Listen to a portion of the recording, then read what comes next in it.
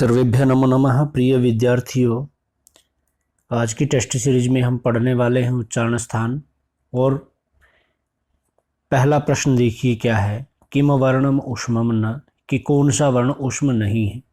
इससे पिछली वीडियो में हमने वर्णों के बारे में जाना था, वर्ण विचार पर। अब हम उच्चारण स्थान पढ़ेंगे। देखिए ऊष्मम न, कि कौन सा वर्ण ऊष्म नहीं है। श, स, र और स। तो कौन सा वर्ण ऊष्म नहीं है, इसका ऑप्शन सही हो जाएगा बी। जो र है वह ऊष्म वर्ण नहीं है। ऊष्म वर्ण कौन से होते हैं? तीन तो ये हैं और चौथा हो जाएगा ह। इसके पश्चात अगला प्रश्न देखिए। अगला प्रश्न है ओम ध्वनौ अत्र वाचकः अस्ति। ओम ध्वनौ अत्र, जो ये चिन्ह दे रखा है ये वाचकः अस्ति, वाचक है। दीर्घ स्वरस्य प्लुत स्वरस्य संख्यायाः उच्चारणे स्वरस्य दीर्घतायाः। तो यह वाचक है प्लुत स्वर का, ठीक है। प्लुत स्वर का, जैसे ह्रस्व की एक मात्रा होती है, दीर्घ की जो है दो मात्राएं होती हैं, और ह्रस्व की जो प्लुत की जो है वो इस तरह से मात्रा होती हैं, तीन मात्राएं होती हैं। अगला प्रश्न है अकार की कितने भेद हैं। या प्रश्न आ सकता है अकारः कति विधः। ऑप्शन देखिए द्विविधः, षोडशविधः, दशविधः या अष्टादशविधः। इस प्रकार से चार ऑप्शन हैं। तो आकार के कितने भेद हैं? अष्टादशविधः। ऑप्शन नंबर डी इसका सही हो जाएगा। अगला प्रश्न है कि अक प्रत्याहार के अंतर्गत कौन कौन से वर्ण आते हैं। अक प्रत्याहार के अंतर्गत हमने बताना है। देखिए अक प्रत्याहार होगा अ, ई, उ, अण, अण छोड़ देंगे, री, लरिक। तो लरिक तक अब ये बन गया क तक के अक में 1 2 3 4 5, ठीक है। तो कौन सा ऑप्शन सही होगा?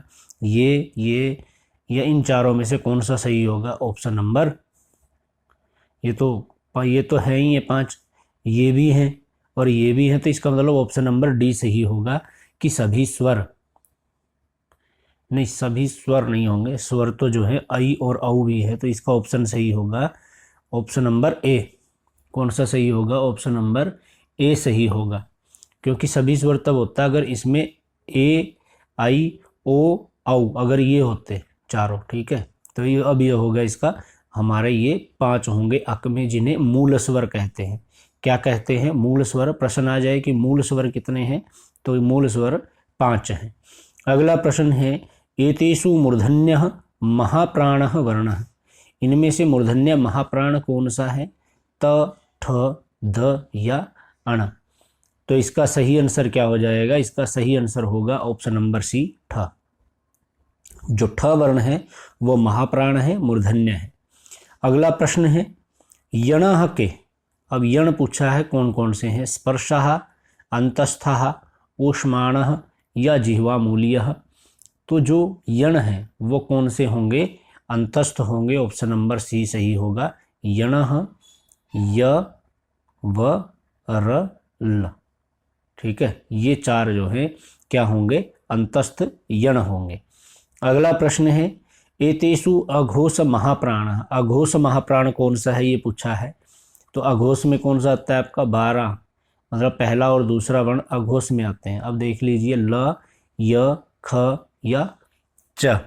तो अघोष भी बताना है और महाप्राण भी। अघोष का 12 है और महाप्राण का होता है वर्ग का दूसरा और चौथा वर्ण। तो दोनों में कॉमन है, तो दूसरा देख लो कौन सा है, ख है। तो इसका ऑप्शन नंबर बी सही होगा। ये ट्रिक होती है कि अघोष को आप मानो पांचों वर्ग का पहला और दूसरा वर्ण, और महाप्राण को मानो दूसरा और चौथा वर्ण। तो दोनों में कॉमन है, तो इसका मतलब दूसरा वर्ण कौन सा है? ख। तो ये इसका सही आंसर हो जाएगा। ऑप्शन नंबर बी इसका राइट होगा। अगला प्रश्न देखिए। अगला प्रश्न है यणानाम आभ्यंतर प्रयत्नम किम। यणों का आभ्यंतर प्रयत्न क्या है? सपृष्टम, विवृतम, ईषत् सपृष्टम या संवृतम। तो इसका सही आंसर क्या होगा? ऑप्शन नंबर बी, ईषत् सपृष्ट जो है वो यणों का आभ्यंतर प्रयत्न होता है। अगला प्रश्न है एतेषु घोषः अल्प प्राणः किम। अब देखिए इन्होंने कहा कि घोष बताना है और अल्प प्राण बताना है। देखिए अब घोष का क्या हो जाएगा? तीसरा, चौथा और 5वां वर्ण। और अल्प प्राण में होगा पहला, तीसरा और पांचवा वर्ण, ठीक है। अब तीसरा और पांचवा ये दोनों इनमें कॉमन है, तो घोष और अलप्राण कौन सा होगा? तीसरा पांचवा वर्ण होगा। देखिए अब ऑप्शन है ब, छ, भ और ख, ठीक है। अब छ जो है ये दूसरा है, ये भी नहीं होगा। ख जो है ये दूसरा है, ये भी नहीं होगा। और भ जो है वो चौथा है, ये भी नहीं होगा। तो कौन सा होगा? तीसरा और पांचवा वर्ण। तो तीसरा दे रखा है ब, तो इसका सही आंसर हो जाएगा ए, ठीक है। इसके बाद अगला प्रश्न देखिए अब, एतेषु कंठ्य वर्णः, उच्चारण स्थान का प्रश्न है कि कंठ्य वर्ण कौन से होते हैं। कंठ्य वर्ण के लिए सूत्र आता है अकुह अकुह विसर्जनीयानाम, अकुह विसर्जनीयानाम कंठः, अकुह विसर्जनीयानाम कंठः की अ हो, को कवर्ग हो, ह हो या विसर्गे हो तो उनका उच्चारण स्थान कंठ होगा। अब ट जो है एक ट वर्ण दे रखा है, अ, प और च, तो इन चारों में से कंठ्य वर्ण कौन सा होगा?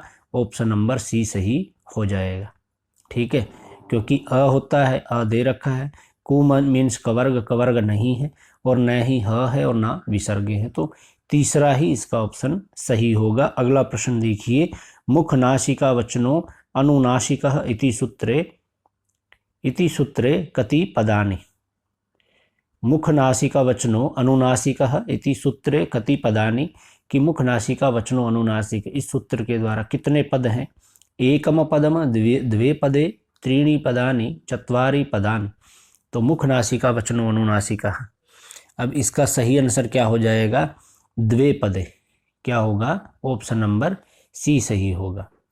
अगला प्रश्न है, क वर्णस्य प्रत्यनम की, कि क वर्ण का प्रत्यन क्या है? विवृत है, संवरित है, सपृष्ट है या फिर ईषत् सपृष्ट है।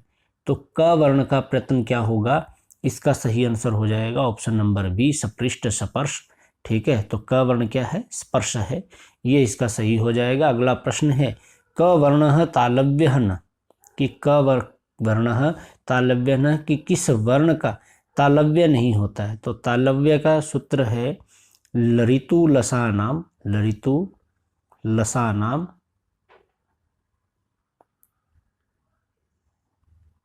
लरितु लसानाम दंता, ये तो दंता होगा भाई। तालव्य इचु यसा नाम तालु, तालव्य का होगा इचु यसा नाम, इचु यसा नाम तालु, ठीक है। तो इसमें ई वर्ण होगा, चवर्ग होगा और य होगा, श होगा, इनका उच्चारण स्थान तालु होगा। तो हमने बताना है कि इनमें से किस कौन सा वर्ण तालव्य न, तालु नहीं है। श है, ये भी तालु है, छ है, चवर्ग में आता है, ये भी है, य है, ये य रहा, ठीक है, यह भी है। तो कौन सा नहीं है? म नहीं है। तो ऑप्शन नंबर बी इसका सही हो जाएगा कि म वर्ण जो है वो तालु नहीं है। अगला प्रश्न, प्रिय विद्यार्थियों जिन्होंने वीडियो शेयर नहीं किया अपने साथियों को वीडियो शेयर जरूर करें। देखिए, ईषद विवरित प्रत्यनः वर्णाः सन्ति, ईषद विवरित प्रत्यन के वर्ण कौन से हैं? य र ल व अंतस्थ वर्ण है, ये ऊष्म वर्ण है, और ये ग ज ड द ब और अ यू ए।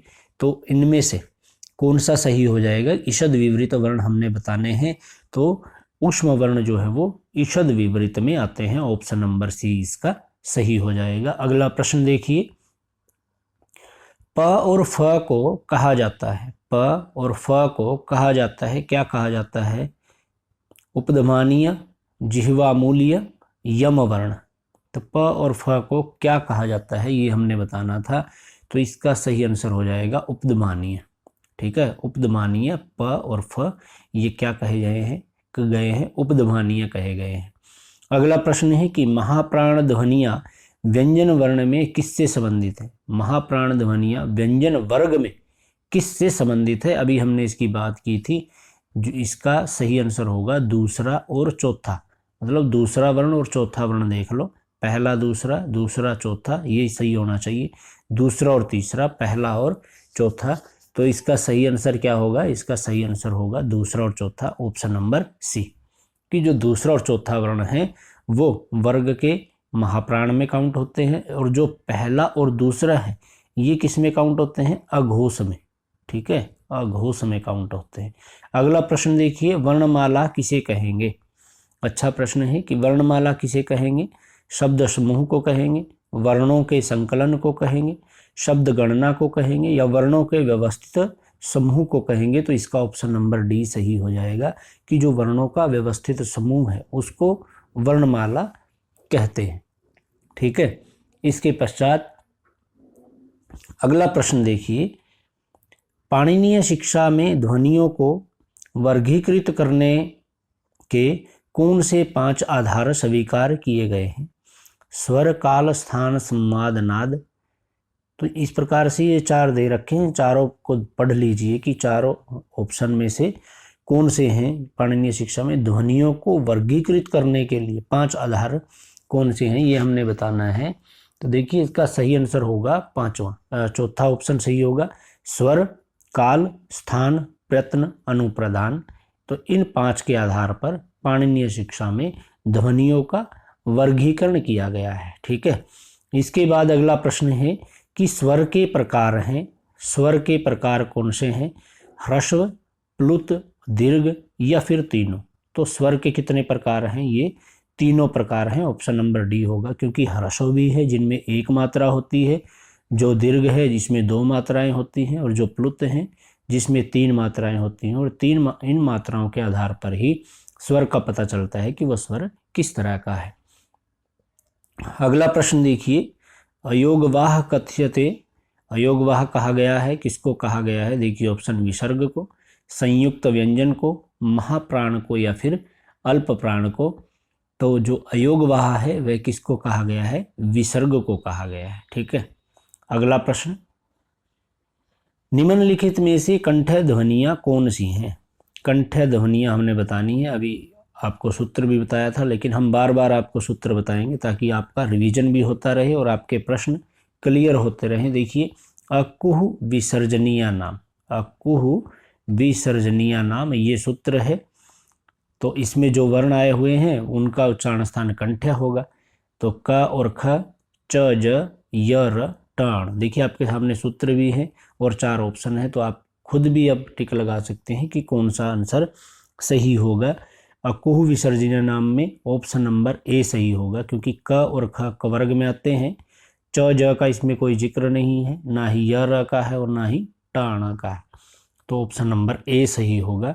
अगला प्रश्न देखिए, अगला प्रश्न है, हिंदी वर्णमाला में अंग और अह क्या है। हिंदी वर्णमाला की बात कर रहा है, स्वर है, अयोगवाह है, व्यंजन है या संयुक्त अक्षर है। तो जो हिंदी वर्णमाला में अंग और अह है वो क्या है, ये हमने बताना है। तो ये अयोगवाह है, ऑप्शन नंबर सी सही होगा, अयोगवाह। अगला प्रश्न है, यद्यपि इति पदे संयुक्त अक्षर, संयुक्त अक्षर बताना है। यद्यपि शब्द में कौन सा है, य और प है, य और द है, द और य है या फिर द और व है। तो यद्यपि में जो संयुक्त अक्षर है वो क्या होगा, वो होगा द और य। ऑप्शन नंबर बी सही होगा, आधा द और य, द। अगला प्रश्न देखिए, इनमें से कौन सा वर्ण स्पर्श व्यंजन नहीं है। कौन सा व्यंजन नहीं है, स्पर्श व्यंजन नहीं है, ये पूछा गया है इस प्रश्न में। क, ट, च या फिर य। देखिए स्पर्श व्यंजन कौन से हैं, हमारे जो 5 वर्ग हैं, 5 वर्ग हैं, और 5 वर्ग में कौन कौन से हैं, क वर्ग है, च वर्ग है, ट वर्ग है, त वर्ग है और प वर्ग है। ठीक है, तो इस प्रकार से जो य वर्ण है ये स्पर्श व्यंजन में नहीं आता है।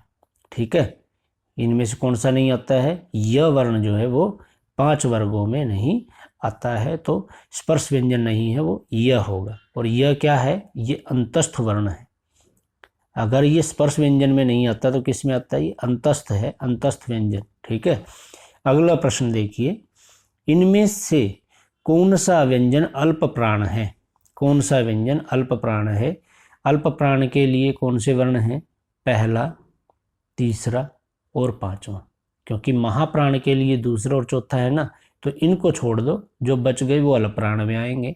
अब हमने बताना है कि कौन सा व्यंजन अल्प प्राण है।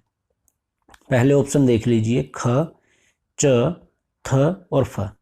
अब देखिए जो ख है ये दूसरा वर्ण है, ये तो नहीं आएगा।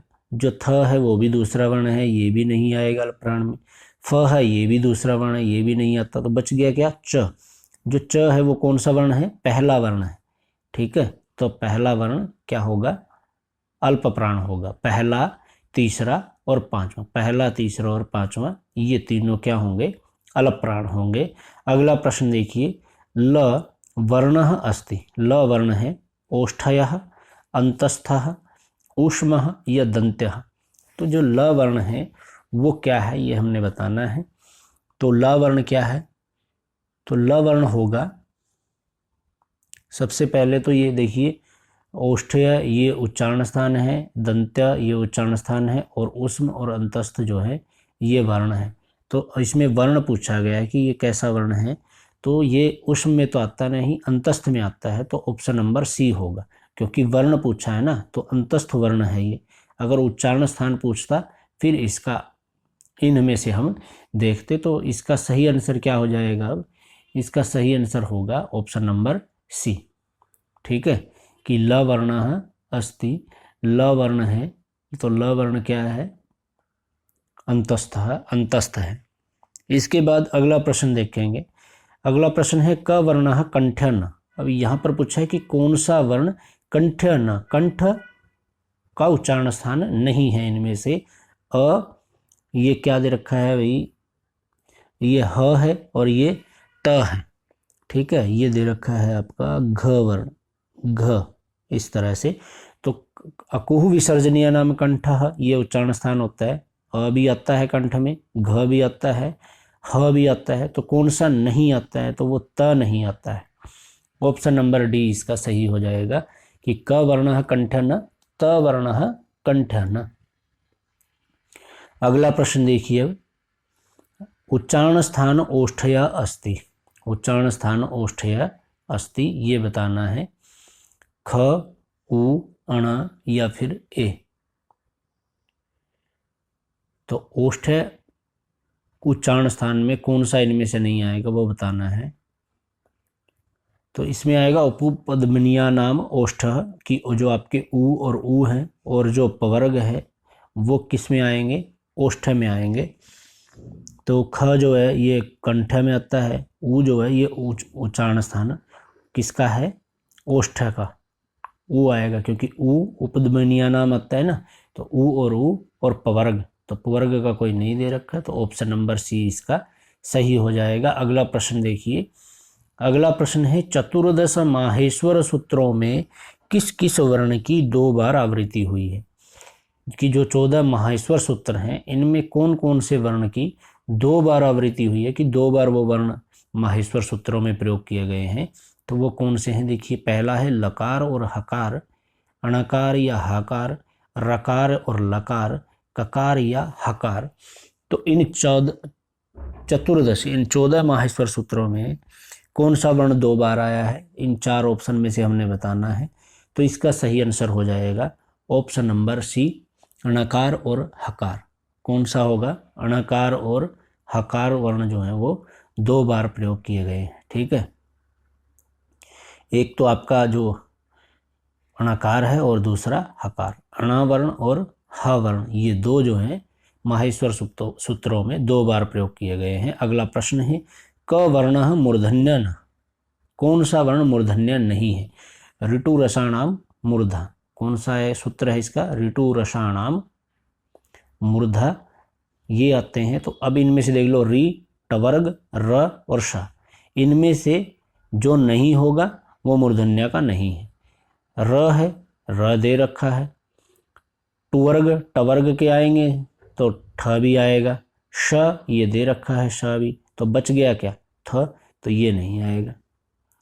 ठीक है, तवर्ग, जो तवर्ग में आता है थ वो नहीं आएगा, मूर्धन्य थ नहीं है। ये थ क्या है? दंत है। अगला प्रश्न देखिए, उष्म वर्ण है कहा, कि उष्म वर्ण कौन सा है? प, ह, य, फ। तो उष्म वर्ण है कहा, उष्म वर्ण कौन सा है ये हमने बताना है। तो उष्म वर्ण कौन सा है? ह वर्ण है, क्योंकि वर्ण पूछा है, उच्चारण स्थान नहीं पूछा। ऊष्म वर्ण कौन कौन से हैं? ऊष्म वर्ण है हमारे श, श, स और ह। ये चारों वर्ण जो हैं, ये चारों वर्ण क्या है? ऊष्म वर्ण है। और इन चारों में से कौन सा दे रखा है? ह वर्ण दे रखा है, जो ऊष्म वर्ण है। इसके बाद अगला प्रश्न है ऊष्म वर्णाः सन्ति। ऊष्म वर्ण है कौन से हैं? अकः, अक में तो नहीं आता, अक में तो सारे हमारे क्या आ जाएंगे? स्वर आ जाएंगे। इसके बाद वैसे तो अच में आते हैं, अच में सारे स्वर आते हैं। जशः, यणः या शलः, जो शलः है इसमें हमारे सारे ऊष्म वर्ण आ जाएंगे। ठीक है, शलः में सारे हमारे ऊष्म वर्ण आ जाते हैं। और जो यणः है इसमें हमारे सारे अंतस्थ वर्ण आ जाते हैं। तो इसका सही आंसर क्या होगा? ऑप्शन नंबर डी, शलः। अगला प्रश्न है पंचमूल स्वराः सन्ति, कि 5 मूल स्वर हैं। कौन से हैं 5 मूल स्वर? अ, ई, उ, री, लरी, या फिर ये हैं, या फिर ये हैं, या सी ऑप्शन है। तो मूल स्वर कौन सा है? ऑप्शन नंबर ए सही होगा, जो हमारे अक में है। अक में जो हमारे स्वर आते हैं वो कौन से हैं? मूल स्वर है। अ, ई, उ, अण, री, लरिक। तो ये 5 स्वर अगर अक में भी पूछ ले, प्रत्याहार सूत्र के द्वारा पूछ ले कि पंचमूल स्वर हमारे किस में आते हैं, तो वो अक प्रत्याहार में आते हैं। अगला प्रश्न है संस्कृत भाषायाम स्वराः सन्ति, कि संस्कृत भाषा में स्वर हैं। य, व, र, ल अंतस्थ हैं। श, स, श, ह ये ऊष्म है। यमंगणनम ये पंचम वर्ण होता है, नासिक्य वर्ण। तो अ, ई, उ, री ये क्या है? हमारे संस्कृत भाषा के स्वर होंगे। तो ऑप्शन नंबर सी इसका सही होगा। अगला प्रश्न है अधोलिखितेषु अंतस्थ वर्णो अस्ति। अब अंतस्थ वर्ण बताने हैं कौन से हैं? ल, री, लरी या फिर री।